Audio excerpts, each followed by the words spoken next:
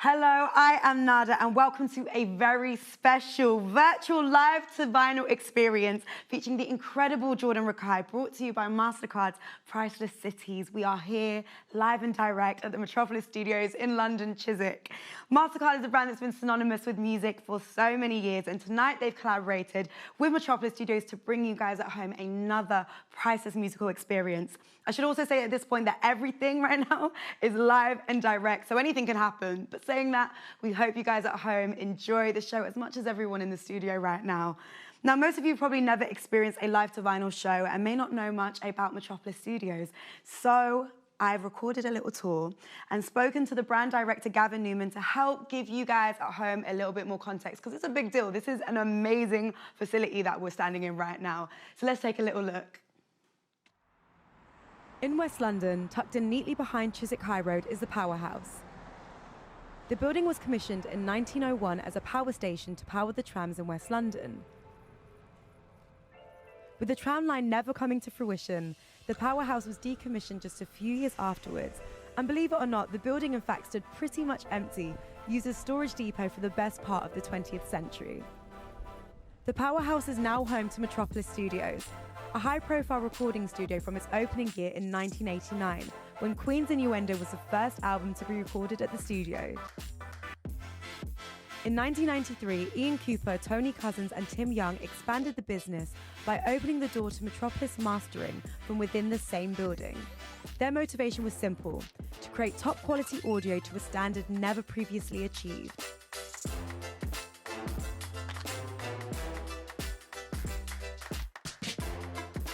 The facility now offers 19 studios, including 2 live rooms, a writing room and a screening room. And it's the world's only recording complex that includes recording, mixing, mastering, video production and label services under one roof.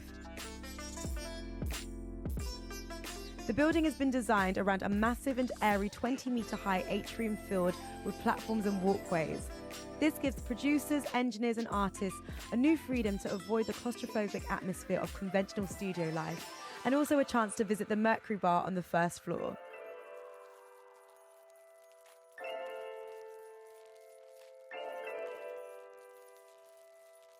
Nested in below the reception area, you can find 2 of Metropolis's acoustically architectural masterpiece studios. Inside Studio A, you can find the amazing Fazoli, where Freddie Mercury played and recorded many of the amazing Queen tracks, along with the beautiful wooden acoustical architecture that domes the ceiling in the live room. They provide a dead room and stone room to either side of the control room.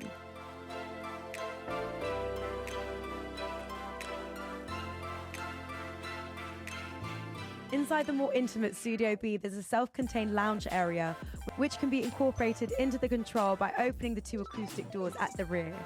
Studio B has hosted an array of iconic recordings, including the Stone Roses' Second Coming, the Verbs' Urban Hymns, 2 Rihanna albums, and everything will.i.am has recorded to the last decade.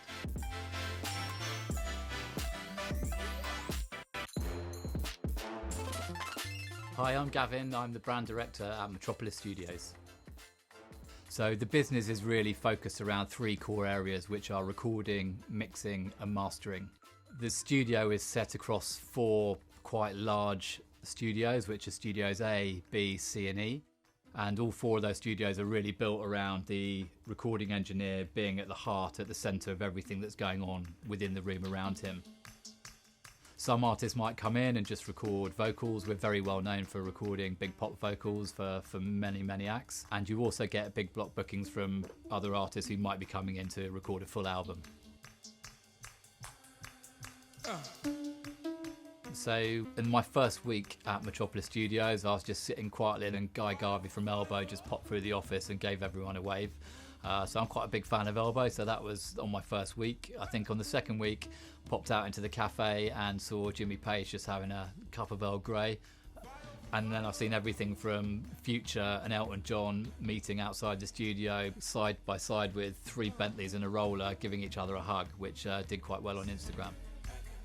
People always want to know about which famous acts have recorded at the studio. Some of the really historic acts have been people like Queen. We've had Prince recording here, George Michael, Elton John, Eric Clapton. So those are some of the heritage acts, but we also represent a huge amount of the contemporary acts. Probably in the last 18 months alone, we've had Stormzy, Loyal Kana, Adele, Sam Fender.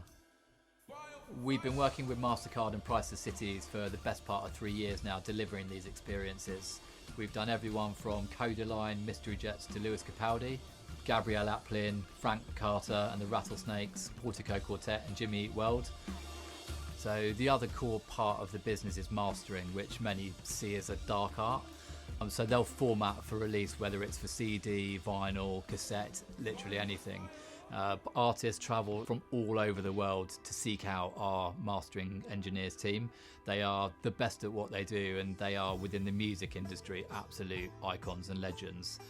You'll often see famous people in the building pointing our mastering engineers out and making a beeline for them, not the other way around, which is quite surprising. Cutting live to vinyl. It's the original way that artists used to create music for public consumption. There was no digital technology whatsoever. It was all done via analog feeds. These days, that's a very rare and unusual way to record. And so we've recreated that process, especially for these experiences. So we invite bands into the live room and they record 2 tracks live to vinyl. So recording live to vinyl can be a really tense affair. What we'll effectively have is a clock in mastering, a clock in the live room where the bands are, and a clock in the control room where the recording engineer is. And we'll do a synchronized countdown from a minute with the faders all gone down on the desk. There'll be complete silence and the band will start recording.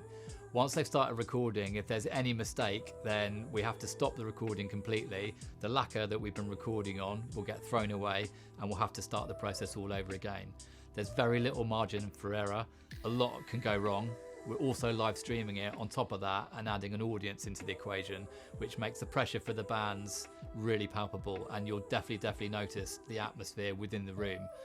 It will change after we've done the live to vinyl recording, because I'll be doing some additional tracks recorded for you, and you'll see that the tension will just lift and everybody will be much more relaxed. But you don't often get a mastering engineer and our recording engineers working together in that way. So it kind of really unites everything that we do best in this building together, and there's a product that you can sort of tangibly hold in your hands afterwards, which is pretty priceless.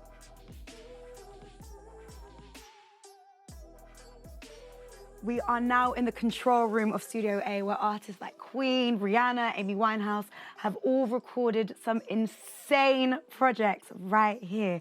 But I'm delighted to tell everyone at home, the man you've all been waiting for, because you're probably tired of my face, the guy himself, Jordan Rakei. How are you? Yeah, I'm good, thanks. How are you? I'm fantastic. I'm really happy to be here. So how does it feel to be recording, to be performing, all that jazz? It's nice. It's been a long time since I've been sort of on stage. I've been playing in my bedroom to myself for like the last 2 years. So it's nice to be the pressure of performing to an audience. I love it. Have you been watching things online or?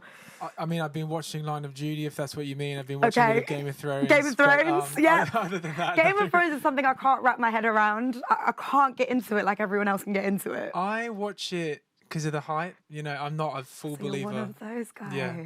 I was a Khaleesi guy at first, and then I just grew to the narrative afterwards. Okay, I get it. Okay, so now on the topic of probably music. So is this the first time you've recorded a live to vinyl session? It is, yeah, it is. And it's exciting and nerve-wracking, but we're up for the challenge, hopefully. Are you guys that likes challenges? Yeah, I like the pressure of, the countdown. This is going to a physical product.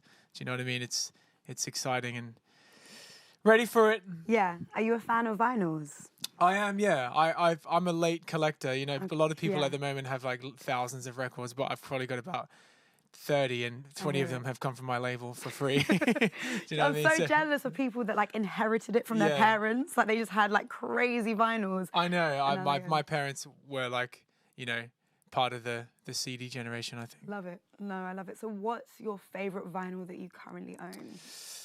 There's a vinyl my dad gave me when I was a teenager called My Life. Okay, it's David Byrne and Brian Eno, and it's a collaborative album. My Life in the Bush of Ghosts, potentially. Yeah. And it's amazing. It's super experimental. I remember as a young beat maker, like sampling it on my MPC. I was like, I'm doing the whole sampling hip hop thing. So Yeah. that's probably my most cherished vinyl. Okay, cool. So what was the last vinyl you purchased? Or maybe not purchased, maybe you got free because... It would have been the new Flying Lotus record. Yes, Is I love that the one. last vinyl I purchased. No, I actually love it. With your money or labels, like the label just sent it to you? They actually, and to be fair, oh no, he owns Brain Feeder, but Okay. no, I did purchase that one. Amazing. So Proud of now that. your music has been successful all over the world, and I think it just falls into so many different types of genres as well. So how would you go about defining your own sound, if you even like doing that? Because I know a lot of people probably don't like doing that as well. It's hard. It is hard for me to put it into one word. I think I'm like a collection more of I say I'm a collection of my inspirations, which are 4 different genres, like Jeff Buckley or D'Angelo, Stevie Wonder, and maybe like James Blake or something like that. So it's not really a genre. It's more like I sound like those people in my own way put together. That's maybe. such like a really interesting mix of people. Yeah. Groove-based alternative soul music. Yeah. No, it is literally kind of covers all of that. Yeah. Who put you onto music growing up, or was it something that you just kind of figured out yourself? I grew up in a really musical household, and I early memories of like going to rugby training and my mum singing in the car. You know, we're all singing together. All my brothers would be like going to the same team playing. And my dad had Bob Marley on in the house, and my mum was always like playing music when she was cooking and that sort of thing. So, yeah, a really musical household. That's sick. So you've also done some pretty awesome collabs. What is exciting about collabing with artists, especially that you probably have a love for? I think it's like going into a room with someone that you may not know, and nothing is here, and something at the end of the day is created. And I think that's just pretty amazing it's like an extremely accelerated, if you think of it like a blind date, and then out of it you're getting married to this person. That's so lit. That's the best I just breakdown made that I've up. ever Just made that heard. up. That was good. But yeah, it's interesting because you're developing like a rapport, and then you have to come up with musical ideas, and then you have to generate this whole thing within a day. It's like difficult, but I love collaborating for that. The challenge of trying to deliver something. Who's been some of your favorite people you've been in like a session with? Wow. It might not even be that anything came out. It could just be they really inspired something in you, or something out of you that you didn't think. Well, first moving to London 6 years ago, working with all different types of people was just amazing. But I think when I met my friend Alpha Mist, who's actually done a session for Live at Metropolis, so shout out to Metropolis. A little plug in there. Yeah, a little plug in there. But Alpha, I worked with him, and the way he approached harmony, it felt like very in my world I was trying to explore, and he was a big inspiration. Great. So you've got an album coming out 17th Yes. of September on Ninja Tune. Yeah. Titled What We Call Life, right? It's quite a bold statement. That is a mad statement. I think we were all talking here about reality like a second ago, and we were talking about the Truman Show and thinking like, what is reality? But what is it like? What's the inspiration behind this now? I know that's a cliche question, but I guess what I'm trying to touch on is the themes that you've probably been experiencing through life in the last like year, 2 years, that's kind of helped inspire the project. So the whole like lyrical concept was about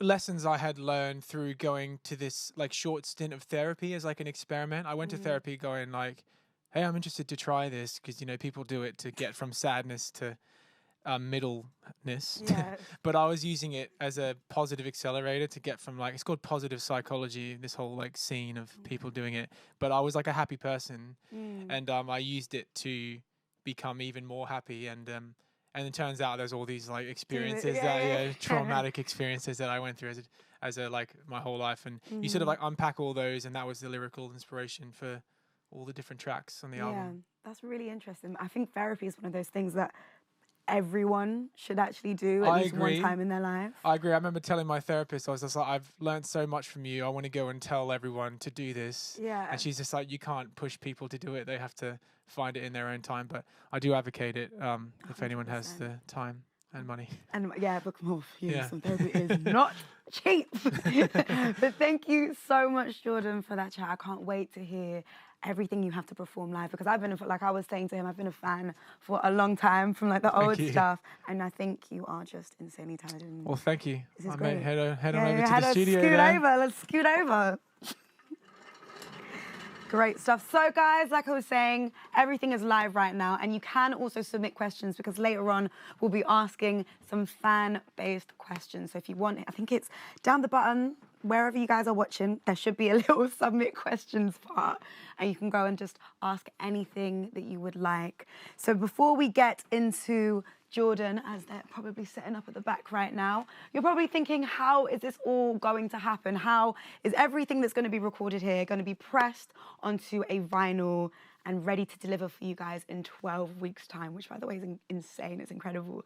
So I just had a little conversation with our mastering guy at Metropolis here called Matt Colton, and he's going to take you guys into a bit more depth of what is going on, the whole process, the whole shebang, because I am not very clued up on what goes on. So he's definitely going to do a better job than me.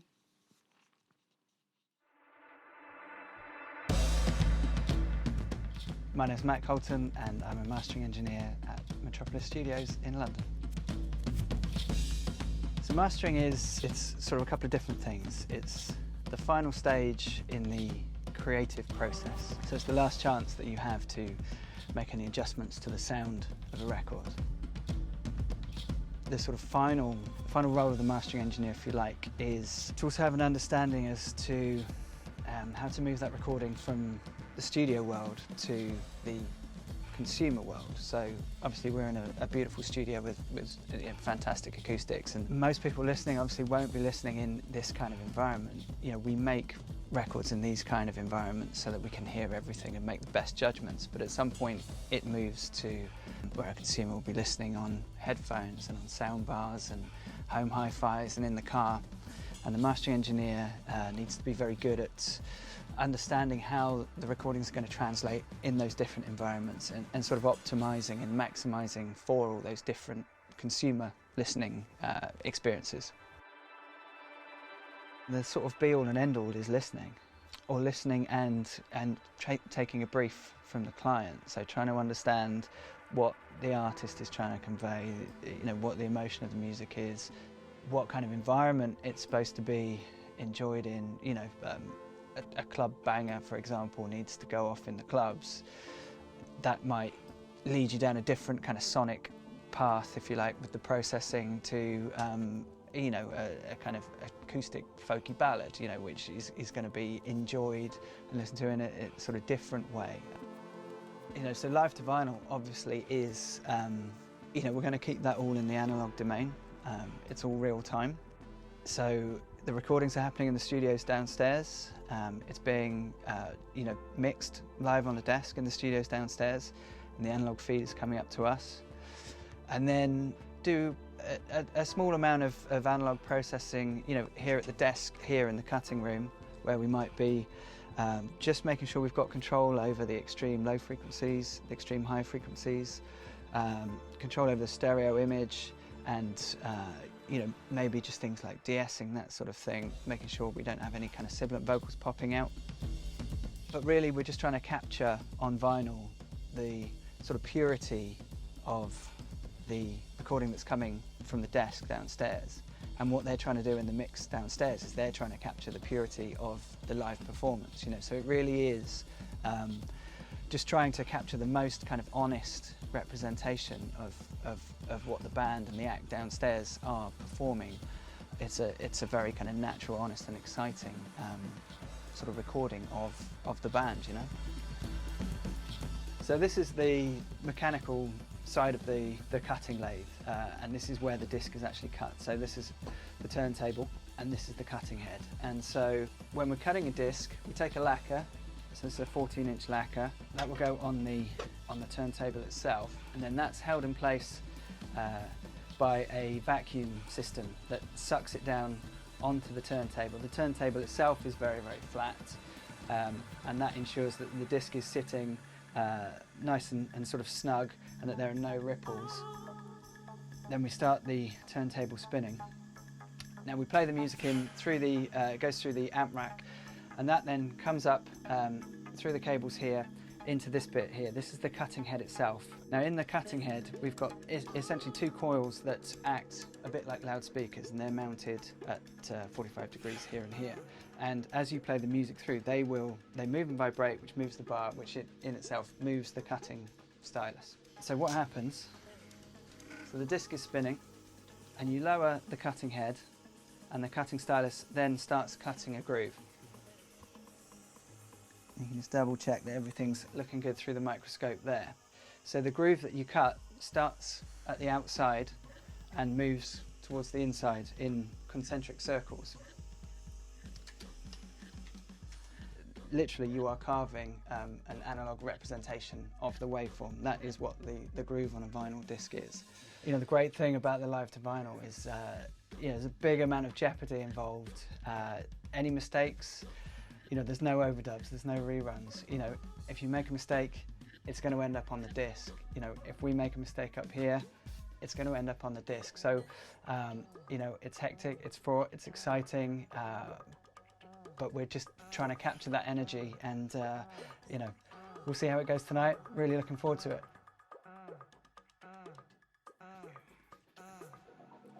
So we are back here in the control room in Studio A, and you can probably see through the glass, Jordan and the band are setting up, getting ready, getting warmed up for an incredible live performance for you guys at home. Like I said, the stakes are high. There is no studio trickery. Everything you hear coming from there will travel through this desk up to Matt in mastering and is going to be pressed for you guys. I think they're pressing it in Germany. In 12 weeks, you should get it through the post. And they'll look something like these over here. It's like, a cooking show. Like, this is one I made before. It just came out the oven. But this is Tom Walker's Live from Metropolis. This one's actually really special because it went #1 in the vinyl charts. We've also got here the Vamps Live to Vinyl EP. What else have we got? We have Nothing But Thieves. So you guys at home will be getting, like I said, one of these from everything that happens tonight. And the mastermind behind all of that is sitting right behind me. And I'm super, super happy to have him here. This is Paul Norris. He is the chief recording engineer. Watch him as he just slides through. It wasn't as graceful as I'd hoped. It wasn't as graceful. We practiced this a lot of times. It had been graceful other times, but it was cute though. It was. Let's give Paul a round of applause virtually. So how are you right now? I'm all right, thank you. You're good? Yeah, good. Feeling happy? Always. Always. Excited about today as well? Yeah. Do you are you a fan of Jordan Rakei? Yeah. It's been Even if you're not, you're great. probably going to have to say you are. Yeah, it'd be I'm awful if I said no, wouldn't it? I'm joking. It's been a great couple of days. Yeah. Getting everything set up and ready for So tonight. it's been 3 days for the whole kind of setup of 2 days for the whole thing. Okay. So, yeah, we set up yesterday morning. Amazing. And had a little rehearsal day and got everything sounding good, and then we had a bit more rehearsing today. Great stuff. So tell us a bit more about Studio A and the control room where we are. Okay, so yeah, this is Studio A. It's our biggest room at Metropolis. Mm-hmm.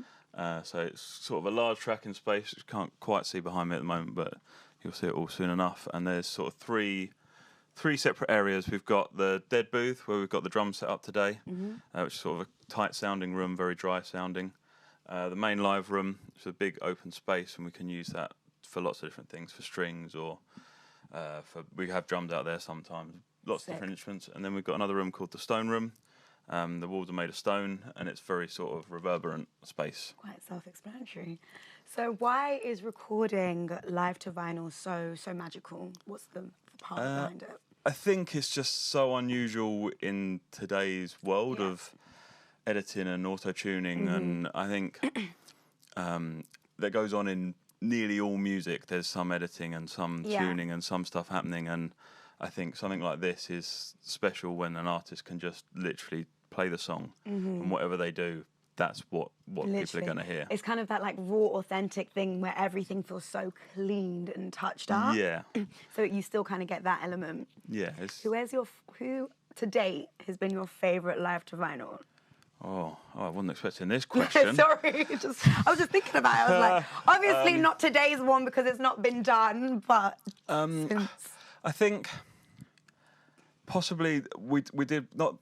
They've all been great for different reasons, because seeing the artist being themselves in a way that they don't necessarily get across on their records. But I think we did one with Rag and Bone Man a few years ago, And That's I think that was amazing. special because it was stuff he'd never even released, so it's the only versions of those tracks. Wow. Okay. And I think that for me was something. It made it a bit more of a day of things and different, 100%. slightly different. But they're all great. Just working with these amazing artists doing these things. That's dope. So talk us a little bit about the setup today. What's been going on? How have the band been getting ready? How have you been getting ready behind the desk as well? Well, basically the day is that Harple, my assistant, runs around like a lunatic setting everything up. That's actually true. And so he was here at. Well, I think he actually came in 2 days ago to set everything up. God. Got all the mics set up, made sure they all worked, made sure everything was ready for the band. And then I come in and press some buttons and take the credit. Press some buttons. By the way, I was getting onto him about all these buttons because I'm sure that they don't use half of it and they make it slightly more complicated, like it's so much more cooler to do. But no, he's actually saying you do use a lot of the buttons that are behind right here. So how long did it take you to actually like get to grips with a control desk like this? Well, I sort of never stopped learning, Yeah. I suppose, in a way. But I started here 11 years ago. Wow. Okay. Getting people's Nando's, and Yep. then they taught me how to use the desk I love eventually. that. No, I absolutely love that. So can you explain exactly what the viewers are going to see today? So, yeah, I guess we'll start. I'll be sat over there, and I will tell the band, and we're speaking to mastering. Harple's day's not over yet. He's got to be on the phone to mastering, and between us, we'll all decide a time. So we've got the clocks, and the second hand will, as it goes, we'll say we're going to start on the minute or the half minute. Got it. Generally, and everyone will know when we're going to start. About 15 seconds before it starts, I bring the main fader down, which means everything's going to go completely quiet. And that just means there's no noise on the record and stuff when you start. And then just as it gets to whatever time we say we're going to start, I'll bring it up, and the band will play a song. And then at the end of it, I'll bring the fader back down again. Sounds simple. And we'll just do that for both sides of the vinyl. For both sides of the vinyl. Well, thanks, Paul. I'll let you get queued up with mastering right now. And you just let me know when you're ready to rock and roll, ready to go. I can't believe I said rock and roll. Like, how old am I? I'm not that old to be saying rock and roll. Great stuff. So as you've heard, everything right now is live and direct. Another reminder, if you guys do want to send in some questions for Jordan Rakei, please do, because we will get to them at the end, and I want you guys to actually have that that opportunity to kind of have that little bit of intimacy, even though you're at home, as obviously COVID guidelines and all that beautiful jazz. No one is here right now apart from just the team. Big up, team! Woo! So as you've heard, there's a chance that anything could happen, any technical hitch with the laugh or any little hiccup, which would mean that we would have to scrap that lacquer and put on a new one. But we don't care, because in this life, sometimes mistakes happen, and that's all part of the authenticity process. So I'm going to check now really quickly with Paul to see how we're doing on the countdown. So what's the countdown saying, Paul? Do you want to go in the next half minute? They're literally communicating through the telephone right now, saying they want another full minute. We're going to go on the next minute, so it's 50 seconds from now. As you've heard Paul just say, we've got 50 seconds right now. So it's exciting times. Really exciting. Perfect. Lovely stuff.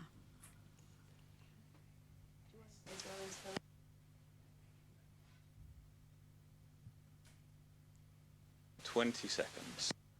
Great.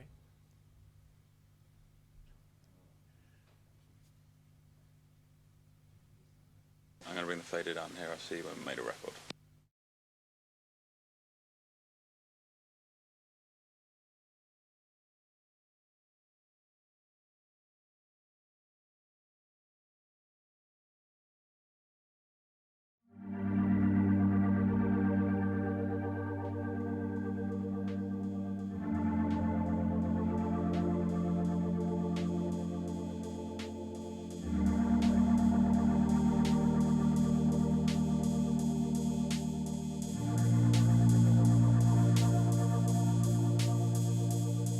I can see the cold world every time I'm home, though it's heating up here. should let it snow. Wrap my hands around you, holding on for sure. And you had to disappear, not yet truly gone. Ooh. Family, you're still part of me. Family, though I know your heart's in tears. Family, I bear my brother's fears. Family, just don't let time be wasted. I've seen angels put me down to sleep, and when all had settled down, they were there to see me. Now it seems unstable, though you disagree, that our lives were torn apart by a selfish greed. Family, you're still part of me. Family, though I know your heart's in tears. Family, I bear my brother's fears. Family, just don't let time be wasted. Family, oh, family,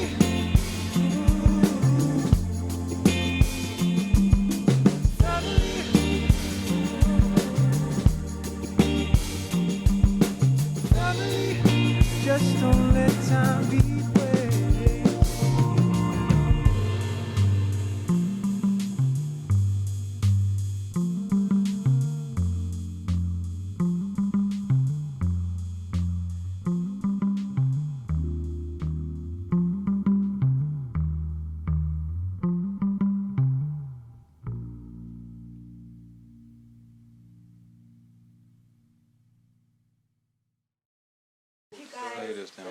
I've loved that as much as I feel like I was just immersed. I didn't even realize he was like, oh, in my ear, you're live. And I was like, wait, what? I was just so taken back. That was great. So now mastering will be changing over the lacquer and resetting the cutting lathe, ready to record side B. And the guys down here are literally on the phone. You could probably hear that in the background.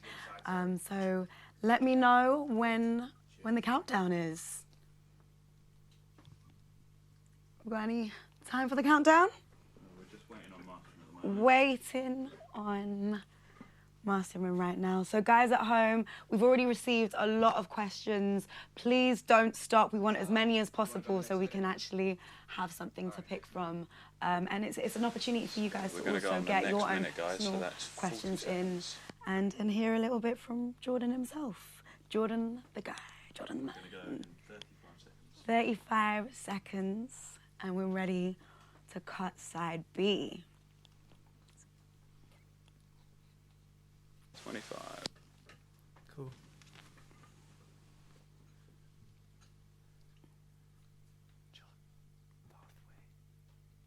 Yeah, 15 seconds. Bring down the fader in here. Cool, so fader's done for us.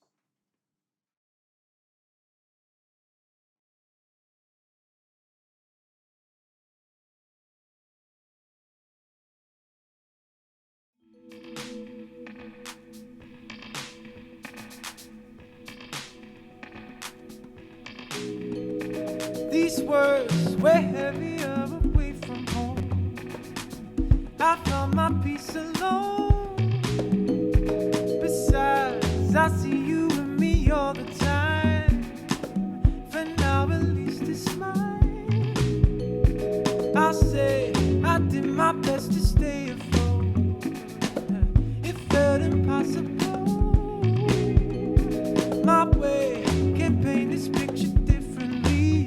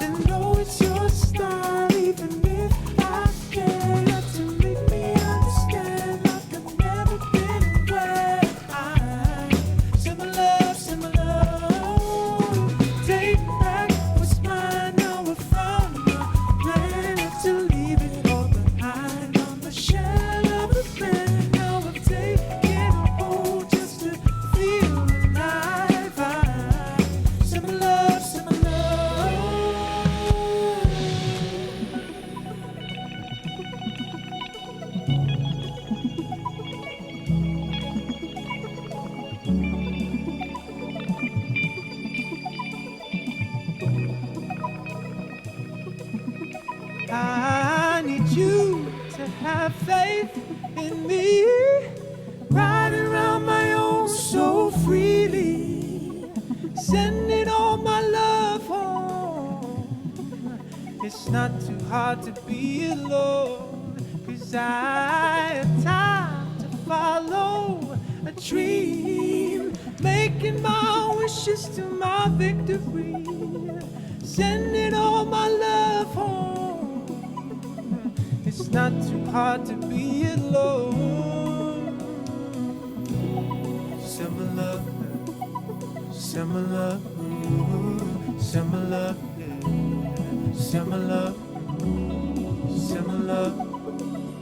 similar, similar, similar. Fade us down in here. We'll be with you in a second. And Nada's just making her way through to you. Very good. I wish I had all my hands free because I'd be just clapping off my hands. Well done, everyone. Oh my gosh, sounds so good. Like everything down to the detail, to you guys just grooving, to like, nah, literally, big up your chests. 1 time, 2 times. What inspired those songs for the live record? So basically Send My Love was inspired by about me moving to London, this beautiful metropolis of a city, and letting my parents know that everything's fine over here. I'm living a great life, and I'm sending back all confidence that I'm the man that they want me to be. Why did your eyes be like, I'm the man they want me to be? I hope so. And so how come you picked those in particular for the vinyl? Because when I wrote these songs, I just thought Send My Love in particular is quite a fun one to play with the band, and it's really, really fun. And family's quite a special one for me. It's close to my heart, so I wanted to get it in this format as well for the 7-inch. So what's so special to you about live music? I think, like you said, watching them dance, Literally. getting energy, laughing with the band and the vibes. But it's just nice bouncing off other people's energy and reading the room and taking it somewhere, depending 100%. On how the vibes are. I think it's that rapport that's literally captures just the little. It's in the detail. Yeah. Even there was a point where you kind of came off the mic a little bit, but you could still hear whoa. There was those little parts are literally the crumbs that you're like, okay, this is authentic music just being played and just vibing to. Exactly. Like a lot of the time we're playing shows and it's lots of inside jokes on the stage that the crowd don't even understand, but we're having a good time, so that's all that matters. It's not all that matters, but it matters a lot. It matters a lot.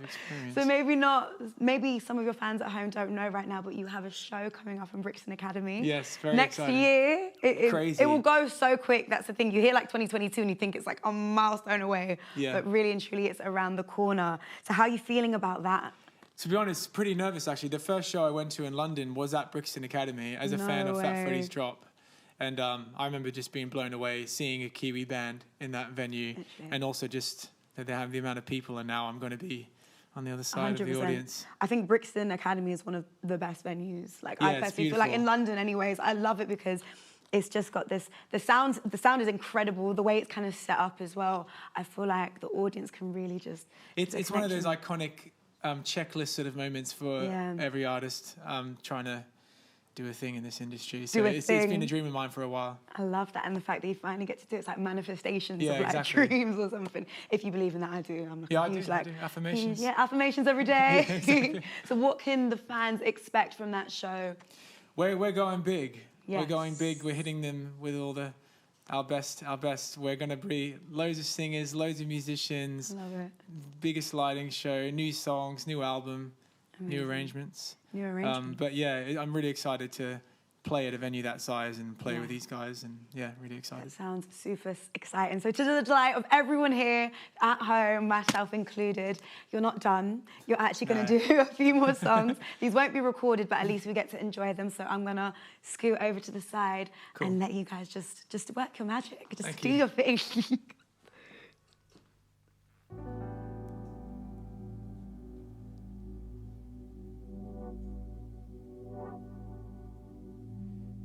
Doesn't it seem like a wildfire?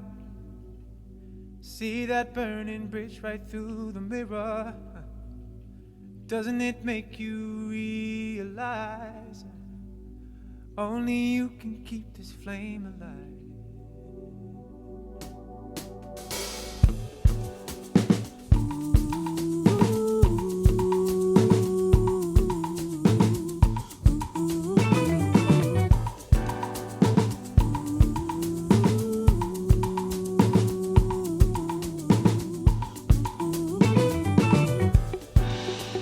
You know I'm not ready for you. Yet you asked me for forgiveness. You said you got something to prove. So you target when I'm weakest. I hope it gets easier. I hope things get better. I'm hoping for many things, but many things don't last. No, they don't last forever. Doesn't it seem like a wildfire? See that burning bridge right through the river, yeah. But doesn't it make you realize only you can keep this flame alive?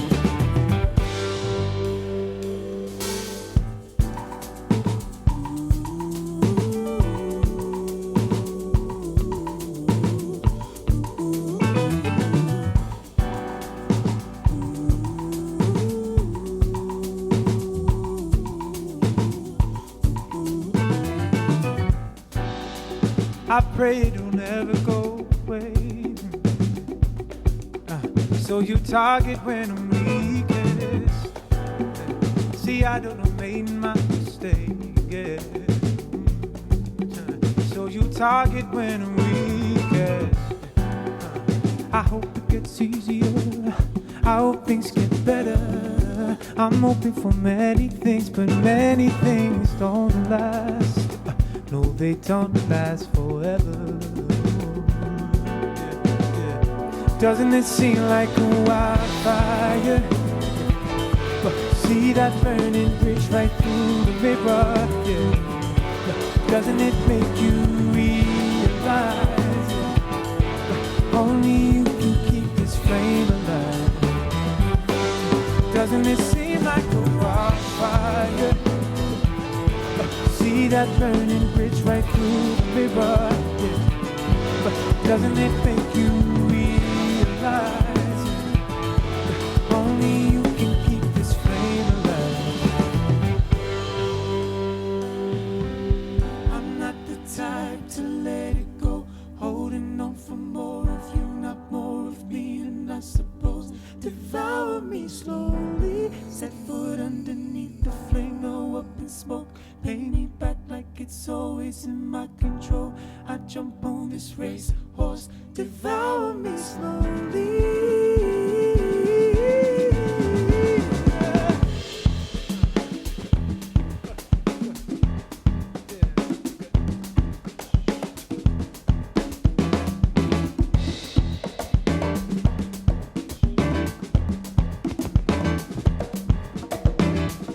Doesn't it seem like a wildfire?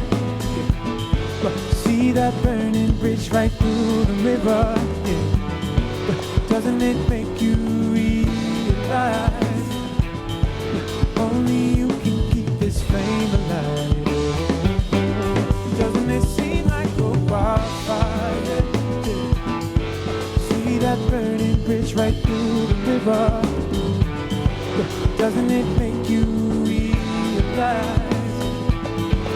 only you can keep this flame alive?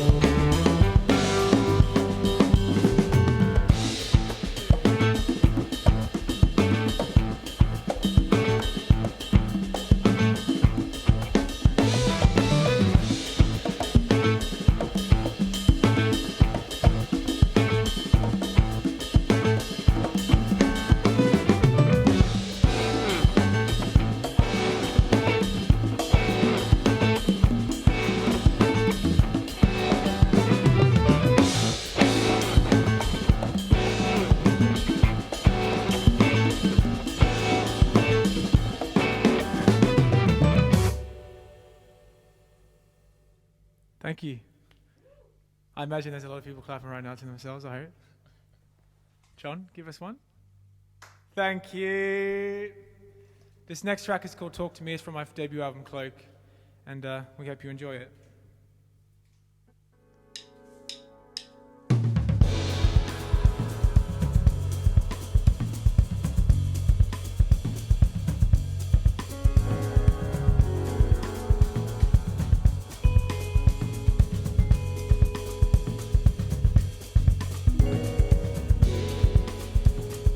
You cannot compare yourself to me.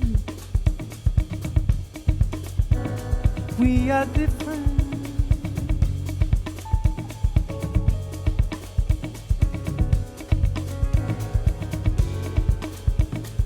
Trapped inside a fake reality. Egocentric.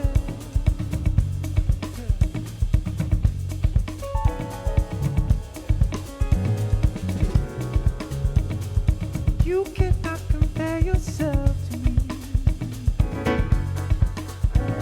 We are different.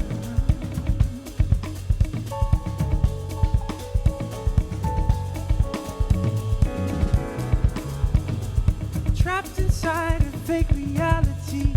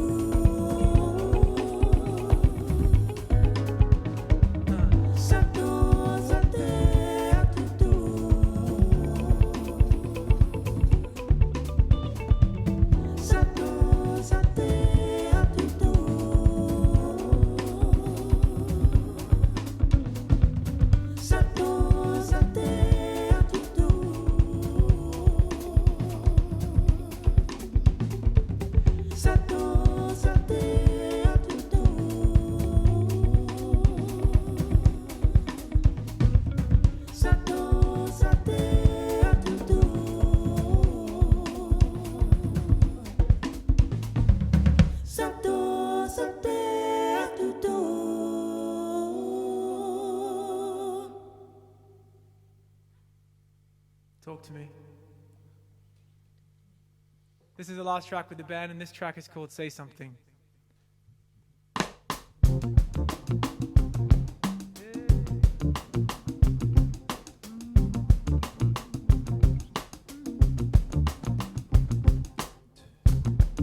Say something, say something, say something, say something, Say something to me.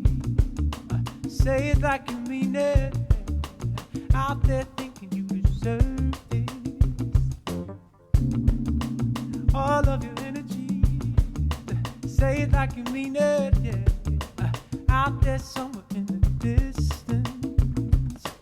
way too cold outside. Feels like I've been running wild.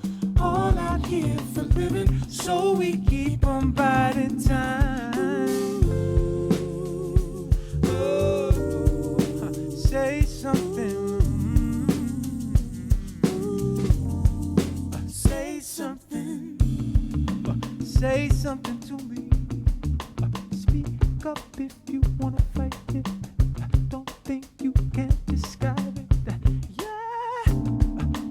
All of your energy.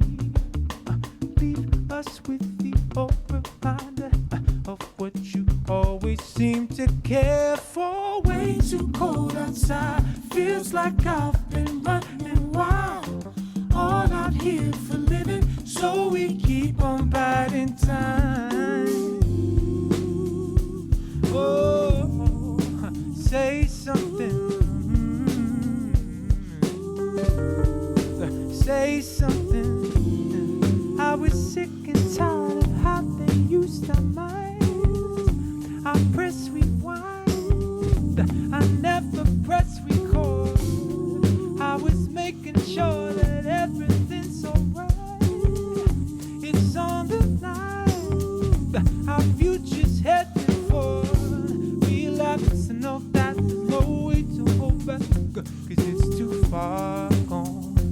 It's too far gone.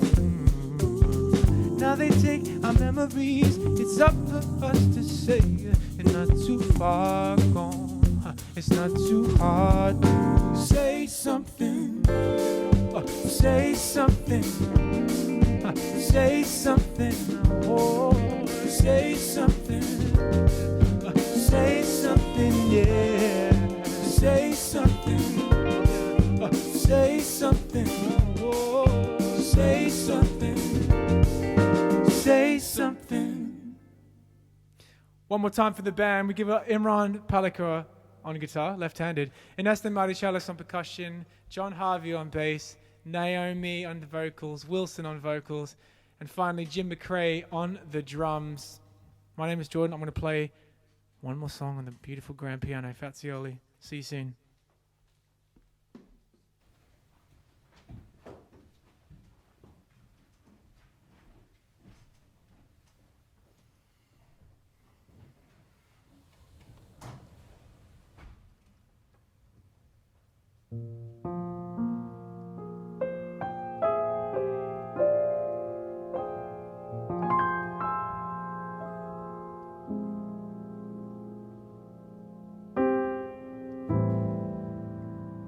I've been looking for a reason.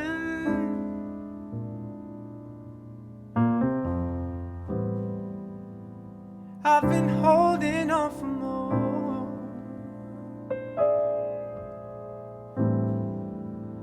I want something to believe in.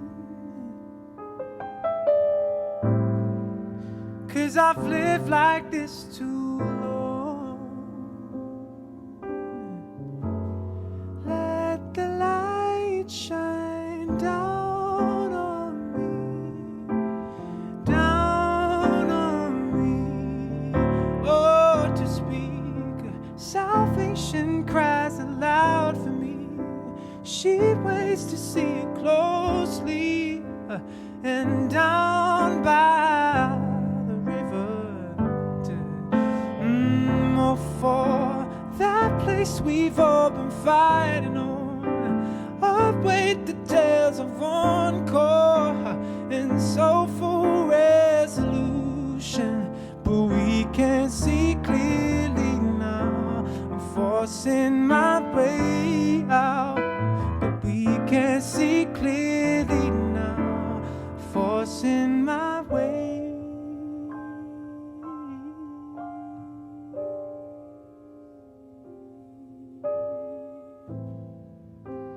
I've been waiting years to hold you.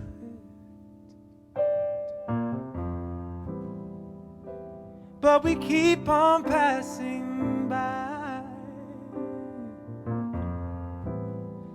I walk the streets in silence,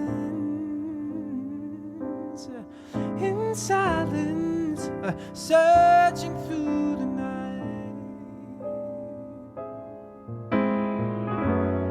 Let the light shine down on me, down on me. Oh, to speak, salvation cries aloud for me. She waits to see it closely, and down by the river, or for that place we've all been fighting on. Await the tales of encore and soulful resolution, but we can't see clearly now, forcing my way out. But we can't see clearly now, forcing my way out. But we can't see clearly now, forcing my way out. But we can't see clearly now, forcing my way.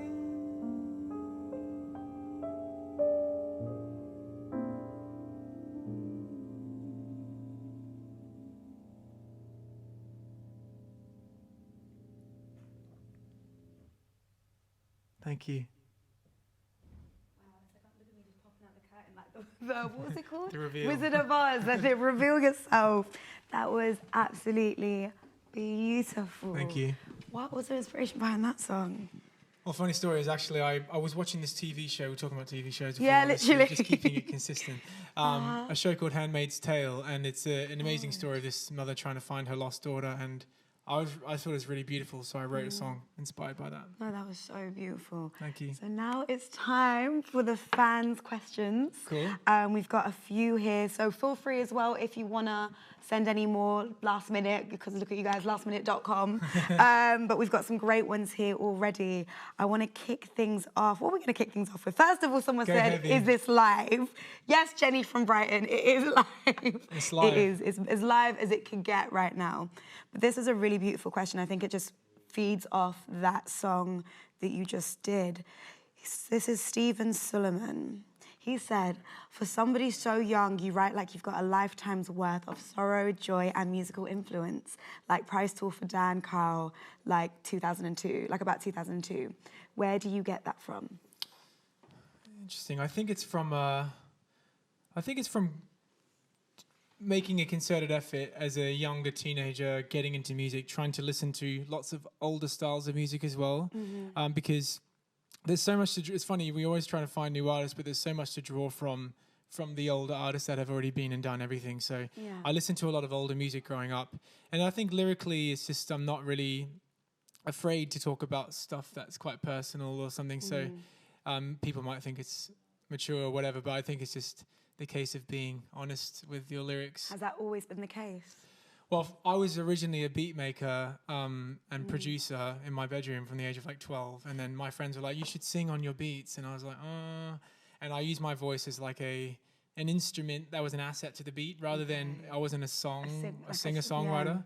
So I decided to just start writing lyrics, and then, that's sort of how it began, and I grew as a lyricist. That kind of goes into Jess's question. What is your songwriting process?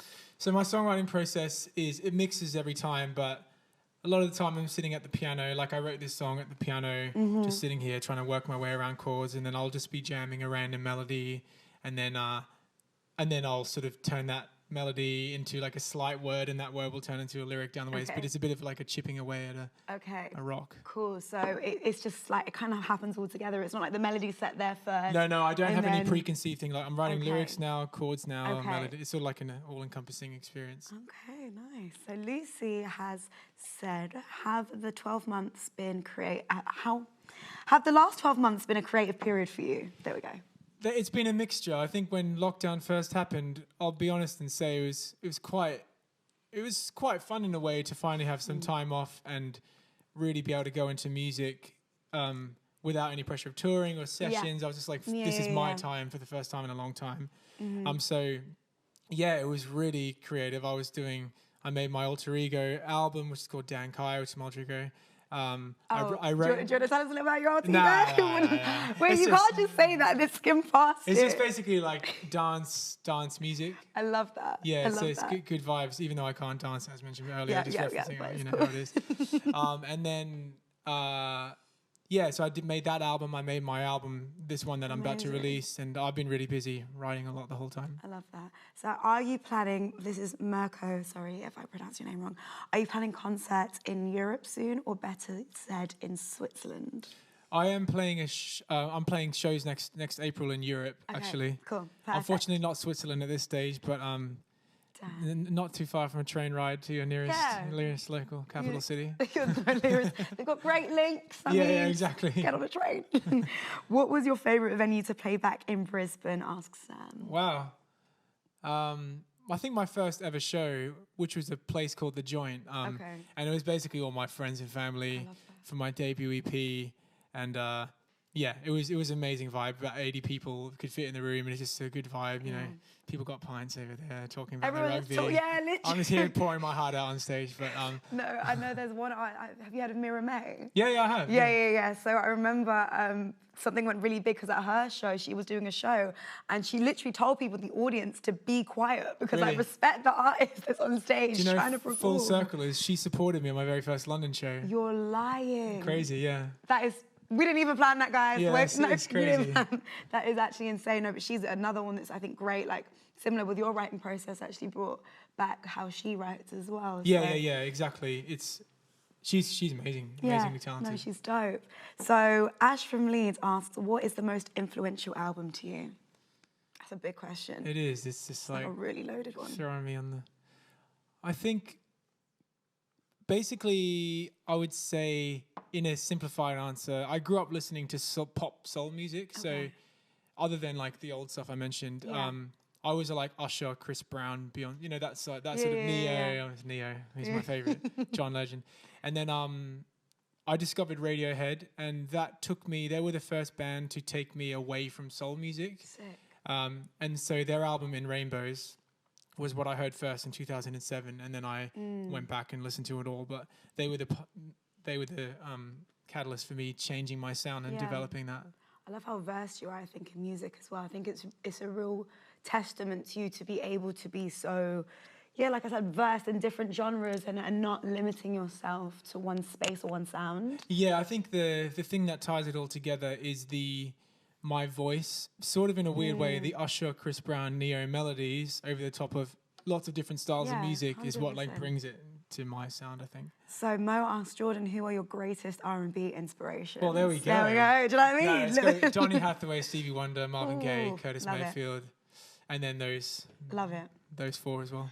Sienna asks, will you marry me? I am married to a beautiful woman. Sorry, And Sienna. I've got a beautiful wife already, unfortunately. So sorry, and I Sorry. don't think he's here for fluid relationships No. either. Open marriages. Closed monogamous relationship. Closed monogamous relationship. But I really respect the shoe in your shop because it is 2021. Yeah, exactly. And if us women want something, I feel like it's our time to actually just go out and get it. It's not every day a man's going to come to you. So what can we expect on the new album, Jordan? Any cool collabs? This It's is from different. Danny. It's different vibe. I wrote a lot of it with my friends. A lot of the band playing today. Love it. And we went to a studio in Wales and wrote a lot of it. But it's a different sound, and it's exciting because I'm sort of venturing into a new sound that people may have never heard before. So it's exciting to have this new sort of me out there. I love that. In the very near future. Any cool collabs, maybe? Well, Can you say, actually? I don't know if you I can don't think I say. can, but I think I will say it's It's cool. there's some stuff happening. There's some stuff. That is the There's some best audio way to audio say it. waveforms There ready is to some be stuff unleashed. happening. So Aline and Nicola say, we're struggling to watch this live because our two restless little boys. If you could play any song to get them to sleep, what would it be and why? I promise we'll try out whatever you suggest. That's so cute. Oh, that's a good question. There's a track by any track. Yeah, they're recommendation? like, yeah. There's a track by John Hopkins called "Abandoned Window," which is beautiful, beautiful, peaceful soundscape. I used to like meditate to, in my bed in East London. I love that. So maybe off the topic, so Joe, stuck on an island for the rest of your life with just one record, what would it be? It's a tough one between Voodoo by D'Angelo and Grace by Jeff Buckley, but I will say Grace by Jeff Buckley, I think. That's a nice More variety, a little bit more variety. I like that. But that's not a hate on D'Angelo. He's just... He's one of the greats. Do you watch the verses? The what, The sorry? verses. You know when the artists do the whole like back to back? I saw that. I saw D'Angelo's one. That was really, really good. If you could do a verses, my question, if you could do a verses with someone, who do you think it would be? That's a good question.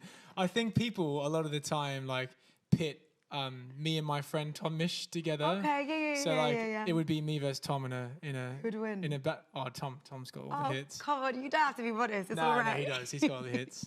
You've got hits too. So I call it I was walking past someone once and they were like, Tom's for the good vibes. I heard someone talking about us. Oh, really? And they were like, Tom's for the good vibes, Jordan's for the sad vibes. Oh my God. Jordan's for the introspective listen, Tom's for the like fun party vibe. I got it. It serves different purposes. But I'll take that. Yeah. Definitely.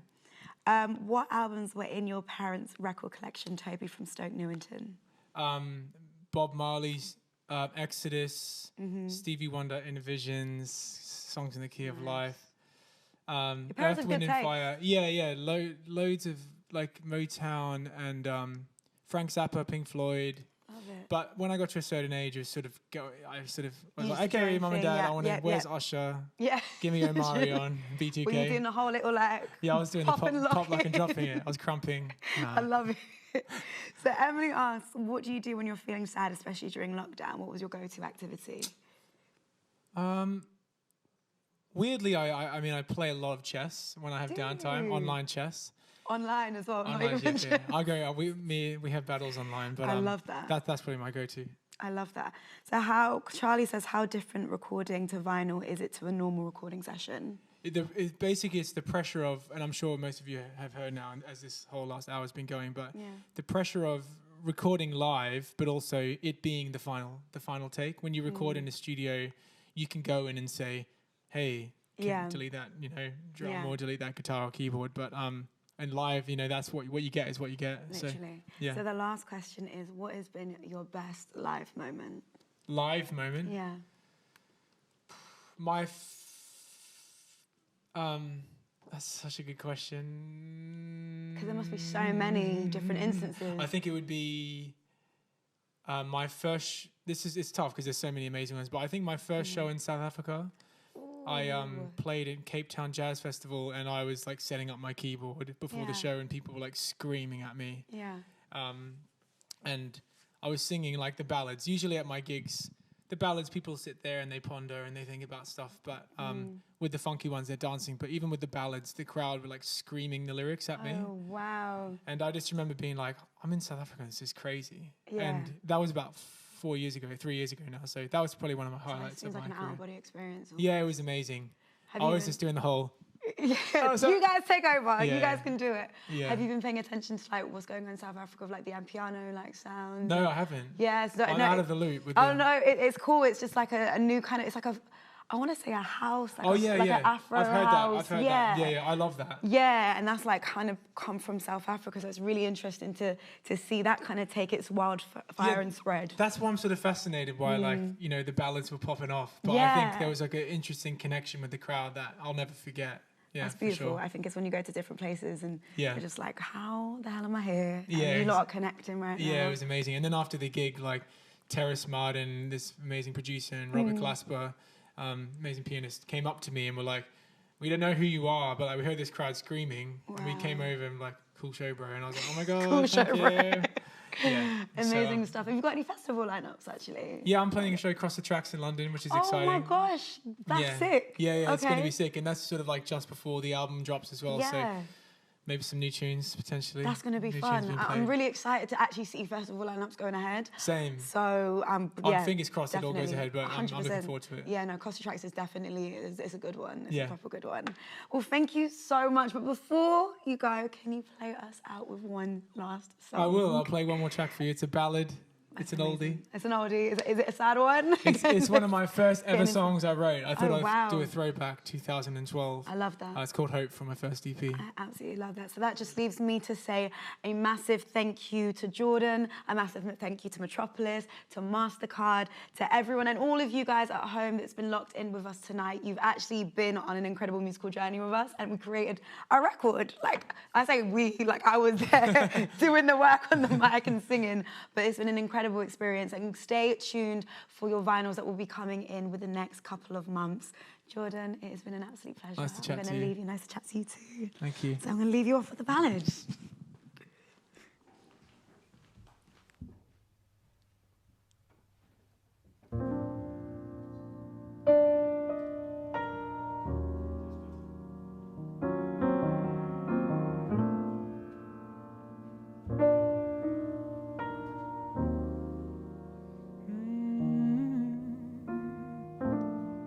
The child was given food, but did not eat it.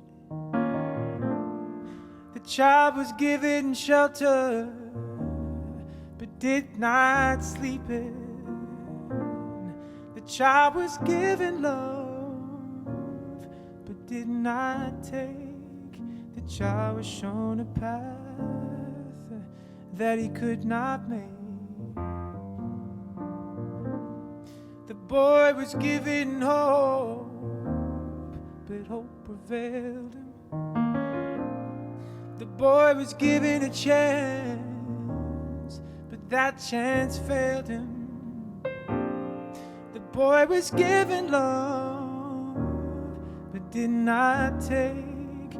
The boy was shown a path that he could not make.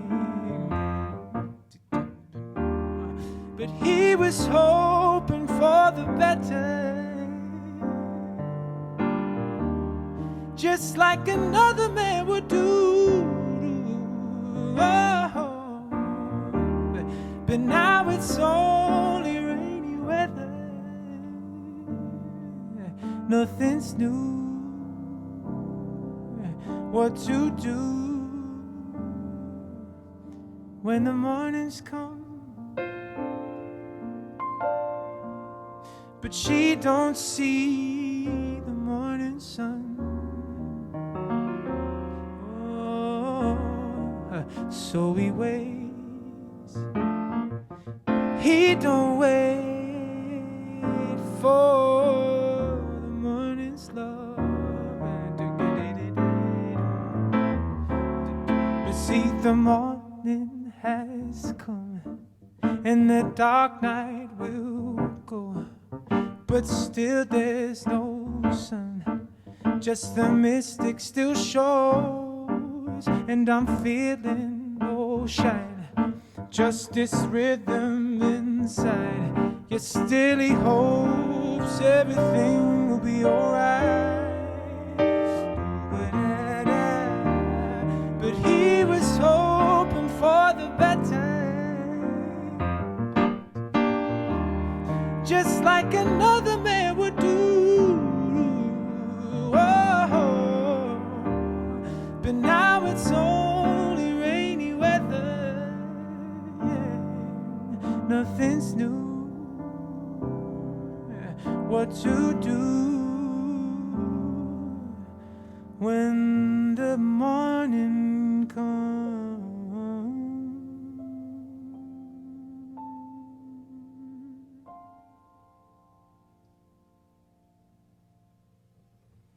Thanks so much, everybody, for tuning in. It's been a pleasure being in the studio again. Look forward to seeing you at my next show, and look forward to releasing the album. Thanks again for tuning in. Peace out.